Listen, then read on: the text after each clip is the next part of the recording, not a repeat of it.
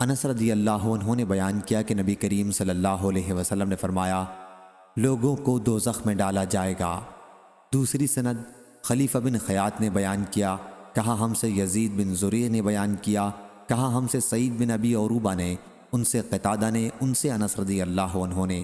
تیسری سند خلیفہ بن خیاط نے اس حدیث کو معتمر بن سلیمان سے روایت کیا، کہا میں نے اپنے والد سے سنا، انہوں نے قتادہ سے، انہوں نے انس رضی اللہ عنہ سے کہ نبی کریم صلی اللہ علیہ وسلم نے فرمایا، دوزخیوں کو برابر دوزخ میں ڈالا جاتا رہے گا، اور وہ کہے جائے گی کہ کیا ابھی اور ہے، یہاں تک کہ رب العالمین اس پر اپنا قدم رکھ دے گا، اور پھر اس کا باز باز سے سمٹ جائے گا، اور اس وقت وہ کہے گی کہ بس بس، تیری عزت اور کرم کی قسم، اور جنت میں جگہ باقی رہ جائے گی، یہاں تک کہ اللہ اس کے لیے ایک اور مخلوق پیدا کر دے گا، اور وہ لوگ جنت کے باقی حصے میں رہیں گے۔ صحیح بخاری حدیث نمبر 7384۔